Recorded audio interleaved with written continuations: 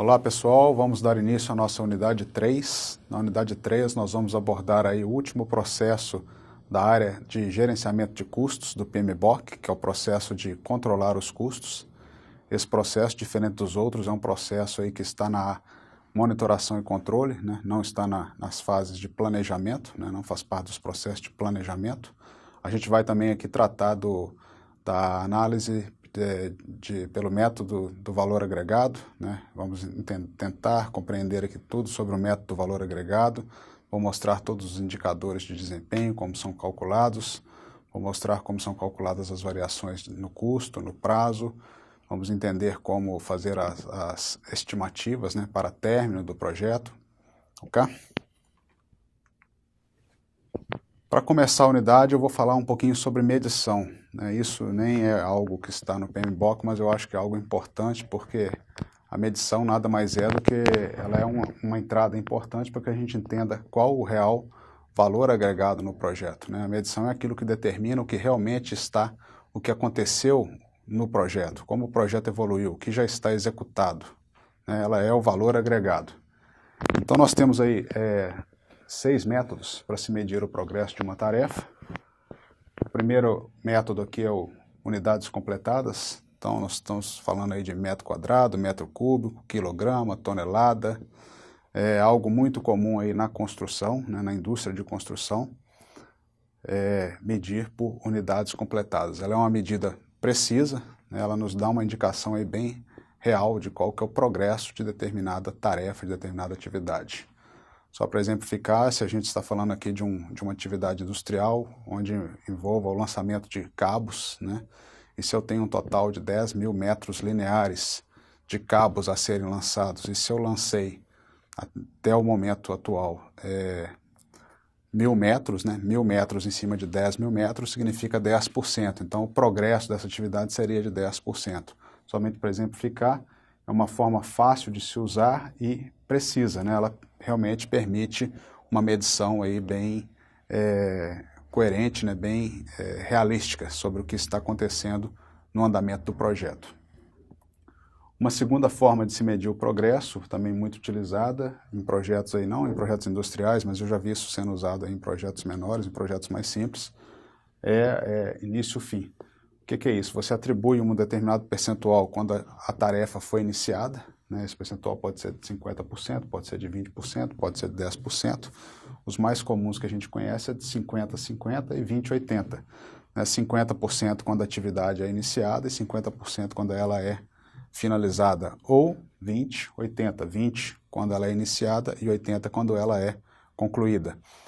Uma outra medição que ocorre é essa de 0-100, essa para tarefas aí realmente pequenas, com menor duração, você simplesmente inicia a tarefa, você não dá nenhum crédito e você acredita 100% ao fim da tarefa.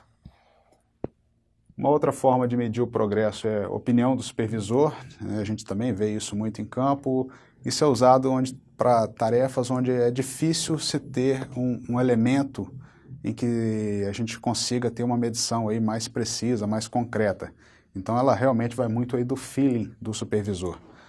Isso é um negócio que é impreciso, né? A gente utiliza, mas não é a mais recomendável, até porque ela é imprecisa. Você vai depender de uma opinião pessoal, né? Realmente do feeling do supervisor aí, no caso.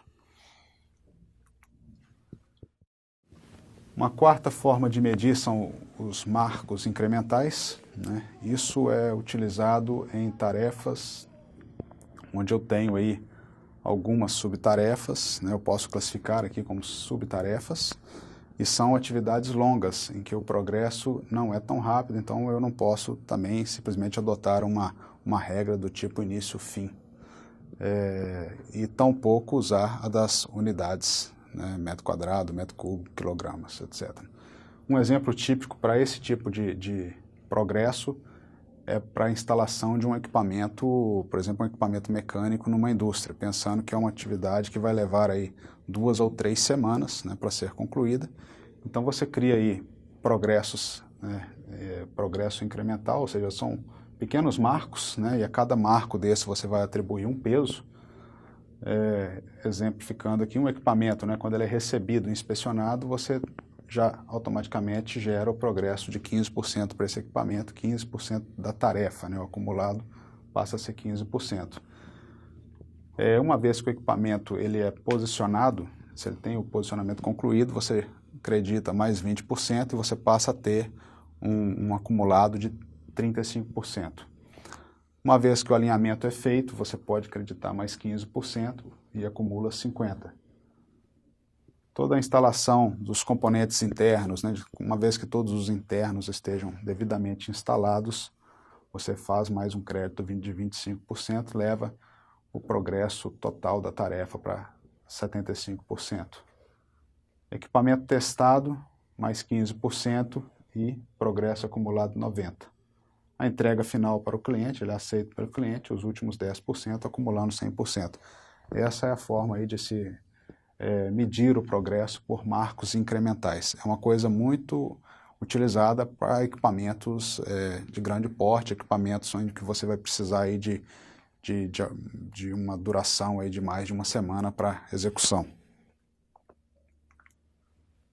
Uma quinta forma de se medir o progresso é a relação de custo, né, aplicada a tarefas com longa duração ou que sejam contínuas ao longo da vida do projeto e que tenham sido orçadas em valores monetários ou horas trabalhadas.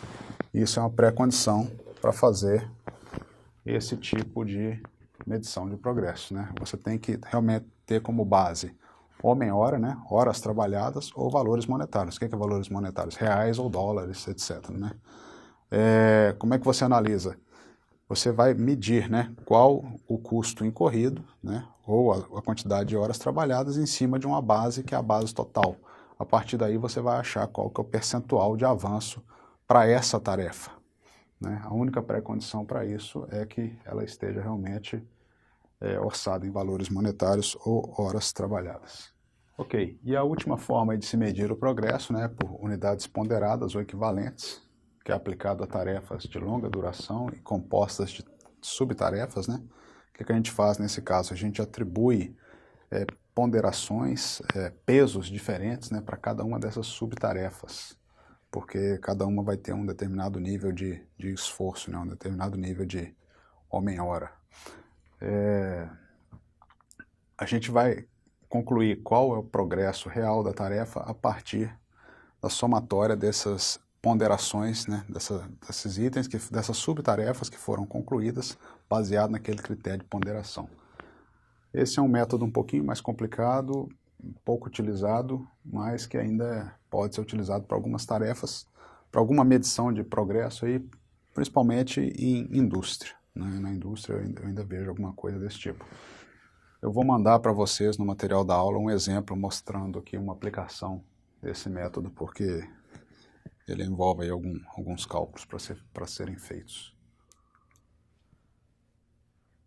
Agora vamos falar sobre controlar os custos em projetos. Né? Isso aqui já é definição do PMBOK.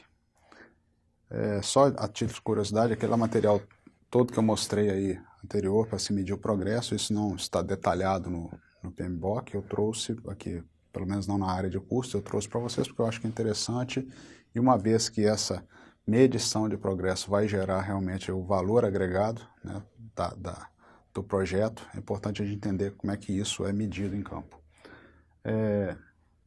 Controlar os custos em projetos inclui, né, influenciar os fatores que criam mudanças na linha de base de custos, assegurar que todas as solicitações de mudança sejam feitas de maneira oportuna, gerenciar as mudanças reais quando e conforme elas ocorrem, assegurar que os desembolsos de custos não excedam os recursos financeiros autorizados, monitorar o desempenho dos custos para isolar e entender as variações a partir da linha de base aprovada, monitorar o desempenho em relação aos recursos financeiros gastos, evitar que mudanças não aprovadas sejam incluídas no relato de custo ou do uso dos recursos, informar as partes interessadas apropriadas a respeito das mudanças aprovadas e custos associados, levar os excessos de custos não previstos para dentro dos limites aceitáveis. Encerra aí. Pessoal, vamos tentar traduzir isso aqui. O que a gente está falando? O que é importante em controlar custo? É estar sempre medindo qual que é o seu custo real, o seu custo incorrido em relação ao seu planejado, é entender qual é o tipo de distorção que você tem, E uma vez que você tem aí algo fora do limite de controle, né, você vai alertar que está fora do limite de controle e você vai tentar trazer isso de volta para a faixa aceitável. Isso é uma primeira coisa, definição importante que a gente faz quando a gente está gerenciando custos. Outro ponto interessante, resumindo o que está falando aqui, né, é entender aquilo que gera uma mudança, uma vez que você tenha um trigger, né, um gatilho aí para um evento de mudança, você vai influenciar isso positivamente, você vai documentar isso bem, você vai discutir isso com todas as partes interessadas, vai passar isso por um processo de mudança, e uma vez que isso tenha sido aprovado no processo de mudança, você vai comunicar todas as partes interessadas dessa nova realidade, vai atualizar a baseline de custos, provavelmente você vai atualizar também baseline de escopo e de cronograma, né? Estou focando aqui em custo, porque a nossa matéria é gerenciamento de custo, mas uma vez que você gera uma mudança, você tende a gerar uma atualização em todas as linhas de base. Outro ponto importante é sempre checar se você tem recursos para aquele custo incorrido, né? Ou seja, você vai ditar o ritmo do trabalho em relação, comparando sempre com aquilo que está autorizado. Isso já deveria estar previsto, porque quando a gente determina o orçamento, né, uma das restrições para determinar o orçamento é entender qual o nível de recurso que você tem liberado, né? Como é que vai ser? Você tem que planejar o seu fluxo de caixa, né? Você vai executar baseado ali numa disponibilidade de recurso. Então, resumindo tudo isso, eu acho que a gente se resume a isso, né? Fazer um processo de mudança bem feito, entender o que gera uma mudança, entender se você tem recursos suficientes para conduzir o projeto naquele ritmo, e estar sempre medindo o desempenho do projeto, entendendo se o projeto está dentro ou fora de limites aceitáveis, e se está fora, você vai ter que gerar as ações para trazer o projeto para dentro de limites aceitáveis. Resumindo, é isso que nós estamos falando aqui, é isso que a gestão de mudança foca. Ela tem que focar, né, nesses itens. Então, agora entrando aí no processo do PMBOK, né, aquela figura conhecida aí com entradas, ferramentas e técnicas e saídas, né, o processo de controlar os custos, ele é o processo de monitoramento do andamento do projeto para atualização no seu orçamento e gerenciamento das mudanças feitas na linha de base de custos. Traduzindo aqui mais uma vez, né? Vou comparar desempenho, processo de monitoramento do andamento do projeto para atualização no seu orçamento. Ou seja, eu estou aqui comparando, né, o que incorreu, como é que aquilo está com o planejado.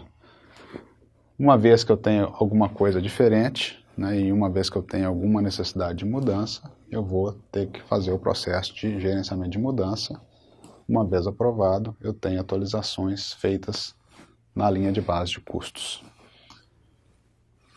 Entradas do processo de controlar os custos. A primeira, o plano de gerenciamento do projeto, né? Nesse caso aqui, quando a gente fala de plano de gerenciamento de projeto, a gente está falando do plano de gerenciamento de custos, e nós estamos falando das linhas de base dos custos, né? Porque a linha de base dos custos é utilizada para comparar desempenho, e o plano de gerenciamento dos custos ele vai nos mostrar quais são os limites aceitáveis de controle, o que eu vou fazer no caso eu tenha um descontrole, como é que eu vou tratar isso num processo de mudança. Então eles são entradas importantes aí para o processo de controlar custos. Requisitos de recursos financeiros do projeto, né? É o fluxo de caixa, são as disponibilidades, né? Eu tenho que entender se aquele nível de gasto que eu vou ter, os gastos projetados e as responsabilidades antecipadas, se elas estão alinhadas aí com o que eu previ no meu fluxo de caixa, com as minhas disponibilidades, com os recursos que estão liberados naquele momento para a execução do projeto. Como eu falei, nisso aqui, gente, já é pensado lá na fase de determinar o orçamento, né? Se vocês lembrarem, isso aqui é uma coisa importante. Você tem que determinar o orçamento considerando não só o custo das atividades, não só a EAP, não só o cronograma, mas também a disponibilidade, né, os requisitos de recurso financeiro do projeto. Já deveria chegar aqui numa boa, é só questão mesmo de monitorar para entender se você está dentro do previsto. Dados de desempenho do trabalho, né, isso são o primeiro item que eu mostrei, o progresso do trabalho. Eu vou ter que ir lá e medir qual que é a situação das atividades, o que já foi iniciado, o que está em andamento, o que já se encerrou, quais os custos autorizados e quais os custos que estão incorrendo no projeto. E por último, ativos de processos organizacionais, como a gente já definiu, são procedimentos, processos, base de conhecimento, nesse caso aqui não é base de conhecimento, é processos e procedimentos, aqueles relacionados com controle de custos, né, ferramentas para controle de custo, aquilo que a sua empresa, né, que a sua organização utiliza para controlar os custos, para monitorar os custos. Ferramentas e técnicas para controle de custos. A principal, e a que a gente vai passar aqui mais tempo discutindo hoje, é o gerenciamento do valor agregado. Né? O que é o gerenciamento do valor agregado? Ele integra as linhas de base de escopo, custo e cronograma. Ou seja, é a melhor forma de se medir realmente qual que é o progresso, porque você não vai estar trabalhando só com desvio, por exemplo, de que eu orcei o valor X e na verdade o custo real foi X mais 10. Não, você vai trabalhar com o orçado, com o realizado e com o que realmente foi agregado. Você vai entender qual que é o valor para aquele trabalho que foi feito, quanto que ele custou e qual que é a situação dele em relação ao planejado. Ela integra as 3 linhas de base.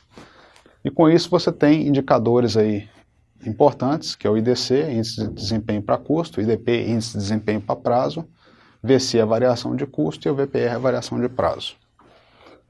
Previsão também sai aqui com o gerenciamento do valor agregado, é a NT, que é a estimativa no término. Estimativa no término nós temos 4 formas de fazer. Né? Que é isso, gente? É entender quanto que falta para a gente acabar o projeto. Né? Eu já tenho um determinado valor incorrido, né? E eu vou entender quanto falta para eu terminar esse projeto. Eu posso fazer isso de várias formas. Uma que talvez seja a mais correta é a bottom-up. Eu vou estar sempre revendo ali o meu orçamento, eu vou estar sempre tentando entender se tem alguma distorção no orçamento e corrigindo, né? Bottom-up, né? De baixo para cima mesmo, que nem a gente explicou como é que faz o orçamento, como é que estima custo. E tem também as ANTs que são calculadas em função de fatores que eu encontro no gerenciamento do valor agregado. Né? Quais são esses 3 cenários aí? Projeto executado no ritmo orçado, executado ao IDC presente e executado considerando um novo IDC e um novo IDP. Quando a gente chegar nas fórmulas, nós vamos entender como fazer esses cálculos. Índice de desempenho para término. Índice de desempenho para término significa o seguinte: qual que é a eficiência, qual que é o desempenho que eu tenho que ter para terminar o projeto baseado no orçamento no término. Né? Eu previ um orçamento no início, eu quero chegar lá. Hoje, diante dessas condições que eu tenho, qual que é o ritmo que eu tenho que estar? Qual que é o desempenho que eu tenho que ter para atingir esse orçamento no término? Em alguns casos, o orçamento no término não vale mais porque o orçamento saiu errado, porque você já sabe que aquele orçamento no término não vai ser mais atingido, ele não é atingível. Nesse caso, você tenta calcular esse desempenho para uma nova estimativa no término que você já fez também. Né? Outras ferramentas e técnicas, análise de desempenho, o que são outras medidas de desempenho? Vamos esclarecer. Principal medida de desempenho, valor agregado. Em alguns casos você não usa valor agregado. Se você não usa valor agregado, você vai procurar fazer outras medidas de desempenho, por exemplo, aquela que eu falei, eu vou medir só custo previsto com custo incorrido. Tá, você deixa de comparar com o valor agregado. Ela é uma análise de desempenho menos precisa, né, porque você não considera realmente qual é o agregado. Você pode analisar a tendência, como é que o meu projeto, qual que é a tendência do meu projeto, como é que os custos estão se comportando. Né? Você pode fazer análise com gráficos. São outras formas de medir desempenho menos precisas e menos eficientes que gerenciamento do valor agregado, que é o que a gente vai focar. Software de gerenciamento de projetos. O software de gerenciamento de projeto nada mais é do que uma ferramenta, e por ser uma ferramenta ele pode fazer isso para você automaticamente. No último slide eu vou mostrar para vocês um exemplo, tá? Apenas um exemplo que eu fiz no Project, onde você já tem lá feito pelo próprio Project uma análise do valor agregado. Ele vai te mostrar qual o valor agregado, qual o valor presente, qual o custo incorrido, quais os índices de desempenho, quais as variações. Ele calcula tudo para você e traça os gráficos. Né? É uma ferramenta que você tem que saber utilizar. Uma vez em que ela é bem utilizada, você vai obter aí vários benefícios, né, com a utilização do software. Por último, que é a análise de reservas. A análise de reservas, como nós já aprendemos, são as contingências e a reserva gerencial. O que consiste ela aqui como ferramentas e técnicas? É porque, em função da situação atual do seu projeto, você pode ter que rever, né, a sua análise de reserva. Pode ser que algumas contingências já tenham sido gastas, pode ser que você defina por utilizar alguma reserva gerencial, porque aconteceu aquele famoso item inesperado, para o qual você não tinha nenhuma previsão, então você vai ter que preencher aí uma solicitação de mudança e pedir uma aprovação para a utilização de reserva gerencial. Então, reestimar a análise de reservas, é ver qual a condição, qual o cenário atual das suas reservas. E as saídas, né, do processo de controlar os custos são as informações sobre o desempenho, né, que são os cálculos dos indicadores que eu já comentei. As previsões, né, são as estimativas no termo, como eu falei, de baixo para cima, ou as que serão calculadas por fórmulas. Solicitação de mudança, talvez essa aqui é uma importantíssima, né? Você está controlando o custo, você tem alguma coisa que vai te dar um motivo para solicitar uma mudança no projeto, você vai ter que fazer um processo formal de solicitação de mudança, né? Então, entradas, né, para o processo de realizar o controle integrado de mudança. Atualização no plano de gerenciamento do projeto. Quando a gente fala isso, a gente está falando de atualização também no plano de gerenciamento de custo e na linha de base de custo, ou seja, tem uma mudança, foi aprovada, eu tenho um novo orçamento, eu vou atualizar o orçamento, eu vou atualizar a linha de base de custo, né? Atualização nos documentos do projeto, nas estimativas de custo e base das estimativas, os documentos que deram origem aí ao orçamento. E a atualização nos ativos de processos organizacionais nada mais é do que falar aqui de lições aprendidas, né? Estamos registrando para a empresa, para os projetos futuros, para a nossa base de conhecimento, aquilo que ocorreu, para que num próximo projeto a gente já tenha aquilo em mente e não deixe acontecer. Aqui, pessoal, aquela figura também do diagrama de fluxo de dados do processo de controlar os custos, né? A entrada do controlar os custos, as entradas que eu tenho, que é determinar o orçamento, né? A minha entrada que vem aí da área de custos, desenvolver o plano de gerenciamento do projeto, orientar e gerenciar o trabalho do projeto, os ativos de processos organizacionais, né? Eles tanto alimentam como são realimentados pelo processo de controlar os custos, e o processo de controlar os custos vai ser entrada aí para vários processos, principalmente esses que têm a ver com mudança, né? Além de atualização no plano de gerenciamento do projeto, monitorar e controlar o trabalho do projeto e o famoso realizar o controle integrado de mudanças.